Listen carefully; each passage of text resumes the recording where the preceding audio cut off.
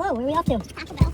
Taco Bell? Nice. Welcome to Cash Cab. I'm Roger. I'm going to be your host. I'm going to be asking you questions involving the behavioral inattention tests. As the questions go on, they will get harder and they will range with more money.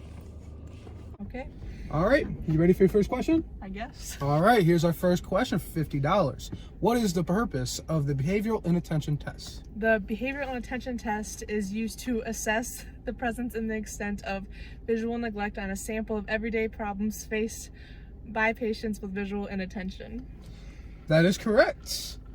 Here's your next $50 question, if you are ready. As ready as I'm gonna be. All right. What is the population of this assessment designed for? Visuals with visual inattention due to a stroke or brain injury that are ages 19 to 64, which are adults, or 65 plus, which are the older adults. That is also correct, bringing your total up to $100. We're going to buy a lot of Taco Bell with $100, aren't Yes, we? we are. All righty. For your next $50 question, what is the reliability and validity of this assessment? So reliability, if I could pronounce that correctly, is the test-retest reliability and the inter-rater reliability, which are both excellent. And the validity, I can't pronounce that word, is excellent, which is predictive and convergent validity. How do you pronounce that one again? Validity? But without that, that's correct. Here is your last question for $50. We're up to $150. We're starting strong. What are the strengths and weaknesses of this assessment? So the strengths are it's both direct, easy to read and understand. It also simulates daily life routines of life, which is life functions, and better glimpses of barriers in occupations, and it's both valid and reliable. But the weakness is it's very expensive. It costs $339, and the behavioral subtests have a British cultural bias, which may be difficult for other cultures. That is also correct. We're up to a total of $200. Lots of taco. Questions are going to get harder now. They're going to be $100 a piece. Are you ready? As ready as I'm gonna be. All right. Question number 1 for $100. How was this assessment administered? Within a quiet room at a table with all the test items in front of the examinee, the examiner sits straight across from the examinee.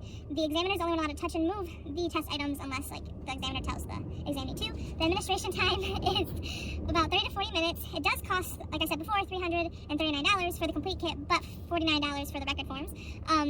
This assessment is a short screening that is divided into 2 subtests. There's behavioral, which is the BITB, and it's pre-screening, phone dialing, menu reading, article reading, telling, setting, and time, coin sorting, map navigation, and address and sentence copying along with card sorting. And then there's the conventional BITC, which is line crossing, figure and shape copying, letter cancellation, line bisection, star cancellation, and representational drawing. After all of that word vomit we had, that is also correct. You win another $100. Perfect. We're going to move on. We have the next question for you for $100. It's going to be the last one before we get into the big money. Are you ready? Yes. All righty. Last $100 question. What supplies are needed to administer this assessment?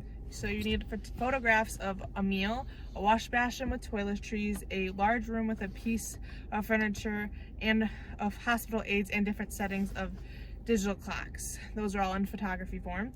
And then you also need the forms of the BITC and the BITB, and an open out menu, an analog clock, 6 different types of coins, playing cards, and pencil and paper. And that is also correct. We win another $100. All righty. Now we're moving on. We're going to get a little more difficult for you here. It's going to be $150. Are you ready? As ready as I'm gonna be. All righty. For $150, what is the scoring criteria for this assessment? The total score is the total of the BITC and the BITB together. And the cutoff scores for the BIT is 196 out of 227, whereas the BITC itself is 129 out of 146, and the BITB is 67 out of 81. So the spatial location component is the overall ladderized performance, which is the conventional tests that have visual negligence that was present. So the higher the score, the more severe the visual negligence is. That is correct. Alrighty, we're moving on to a higher question, a little bit harder, more money.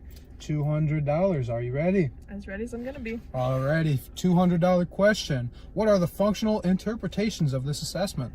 This assessment helps occupational therapists with teaching individuals adaptations of scanning to the affected side, and then the scores are used to help determine both severity of the inattention and the spatial location component. That's correct. Alrighty, now we're on to our last and final question. Here we are, $250. You get this right, we walk out with $1,000. You get this wrong, we walk out with $750. Are you ready? 1,000 for Taco Bell? Yeah, all for Taco Perfect. Bell. I'm ready. Alrighty. Your last and final question, $250. What are the domains of the occupational therapy framework? The domains are occupation, client factor, performance skills, and process skills. That is correct. And congratulations, we're here at our stop at Taco Bell. We had a great game. You know, you won $1,000, but you know, Corona's really hit New York hard this year, so we got this dollar for you.